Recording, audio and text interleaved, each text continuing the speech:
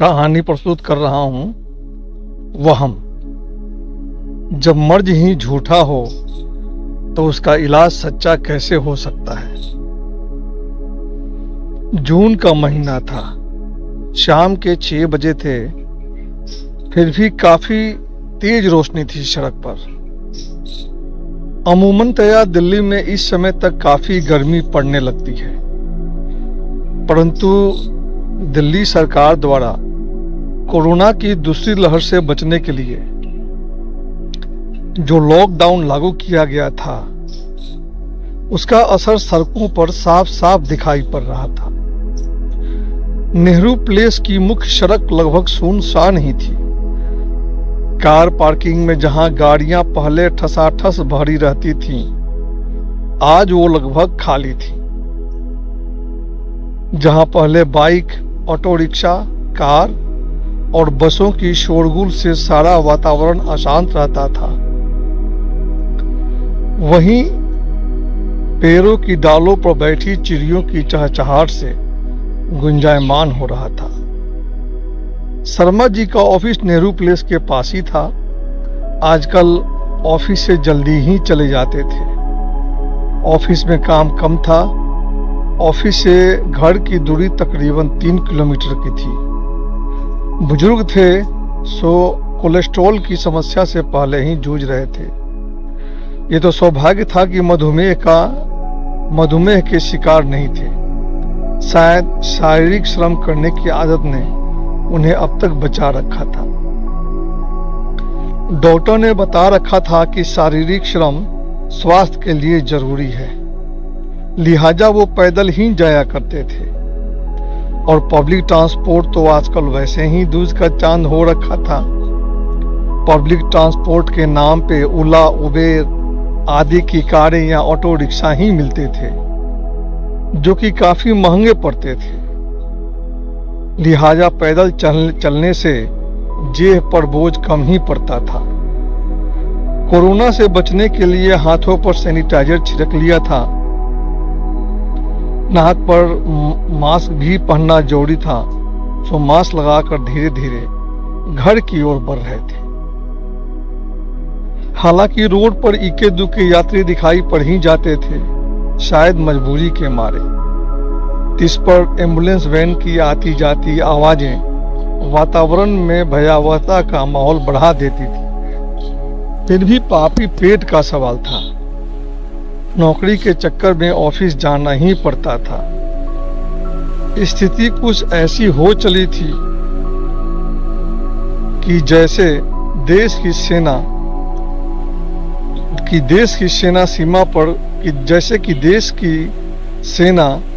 जब सीमा पर तैनात होती है, और जो हाल सैनिक का होता है।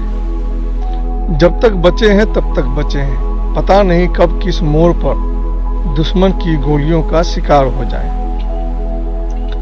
ठीक वैसे ही आजकल शर्मा जी को लगता था। रोज व्हाट्सएप और फेसबुक पर किसी न किसी मित्र के जाने के समाचार मिलते ही रहते थे। ऐसा लग रहा था जैसे व्हाट्सएप और फेसबुक श्रद्धांजलि देने का प्लेटफॉर्म बन चुके हैं। पता नहीं कब, कहां और किस मोड़ पर कौन सा व्यक्ति कोरोना की जद में आ जाए, कहा नहीं जा सकता। ऐसा कौन सा घर बचा था जहां पे किसी परिवार का कोई व्यक्ति या रिश्तेदार मरा न हो। इधर सरकार अपने संसाधनों का इस्तेमाल मृत्यु के आंकड़ों को छुपाने में ही कर रही थी। राज्य सरकार और केंद्र सरकार का काम मृत्यु के आंकड़ों को छुपाना, सोशल मीडिया और विजुअल मीडिया पर अपना प्रचार कराना और एक दूसरे पर दोषारोपण करने के अलावा कुछ और नहीं रह गया था। सरकारें कोरोना से लड़ने में नाकाम सिद्ध हो रही थी। कोरोना की दूसरी लहर ने मेडिकल व्यवस्था की खस्ता हाल को उजागर कर दिया था। ऑक्सीजन की किल्लत ने आखिर कितनों की जान ले ली। सरकार के पास लॉकडाउन लगाने के अलावा और कोई उपाय नहीं था। इन अव्यवस्था के बीच जनता पीस रही थी, जनता मर रही थी। जब तक कोई बचा है तब तक बचा है।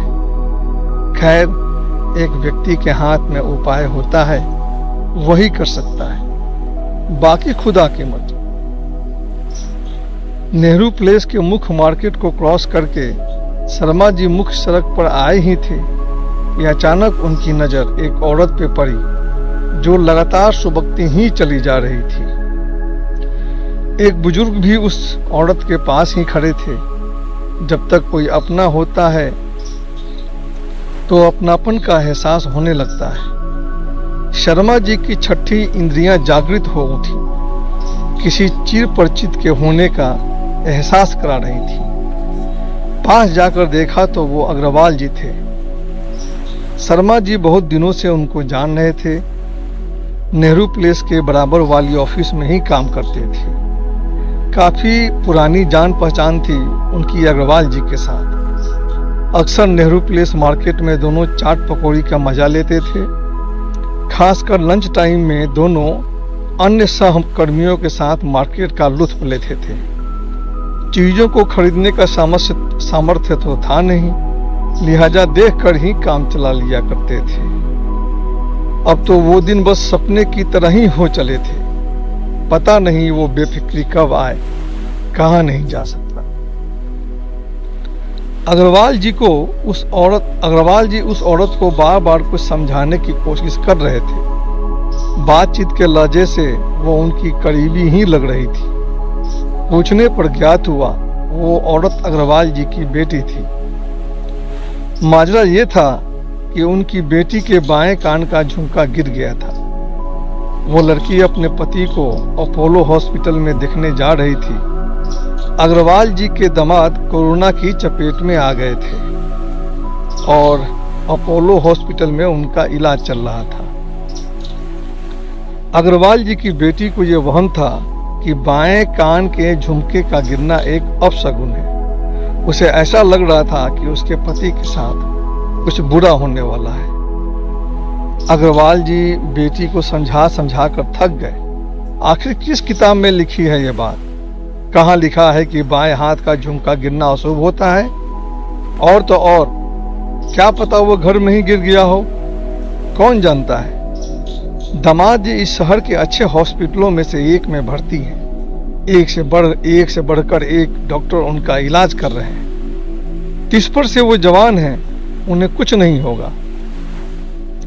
पर अग्रवाल जी की बेटी थी कि कुछ समझने को तैयार ही नहीं थी। न तो वो समझने की स्थिति में थी और न ही कुछ सुनने की। अग्रवाल जी समझ गए कि उनकी बेटी वहम का शिकार है। एक तो माहौल वैसे ही खराब था, इस पर से ये वहम। उसका इलाज कैसे हो, कुछ उपाय सूझ नहीं रहा था। अचानक उनके दिमाग में एक विचार आया। अग्रवाल जी के बेटी के नजदीक जाकर उन्होंने कहा, मैं ज्योतिषाचार्य हूँ।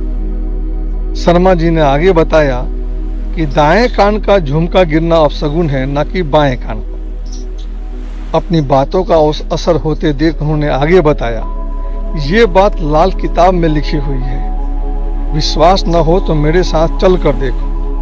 वो किताब मेरे घर पे ही रखी हुई है। 7वें अध्याय के 3 भाग में शुभ संकेतों का वर्णन जब किया गया है, वहीं पे ये बात लिखी हुई है। विश्वास करो, ये तो शुभ संकेत है। ईश्वर ने तुम्हें यह संकेत दिया है कि कोरोना तो तुम्हारे पति का बाल भी बांका नहीं कर सकता। यह सुनते ही अग्रवाल जी के बेटी के चेहरे पे मुस्कान आ गई। पिता और पुत्री दोनों खुशी खुशी आगे चल दिए। इधर शर्मा जी अपने घर की तरफ चल दिए। लगभग 10 दिनों के बाद शर्मा जी की मुलाकात अग्रवाल जी से हुई। लॉकडाउन में थोड़ी ढील भी दी जा चुकी थी। सड़कों पर वाहनों का आवागमन थोड़ा बढ़ गया था। आज अग्रवाल जी काफी खुश दिखाई पड़ रहे थे। वह शर्मा जी के ज्योतिष के ज्ञान की काफी तारीफ कर रहे थे।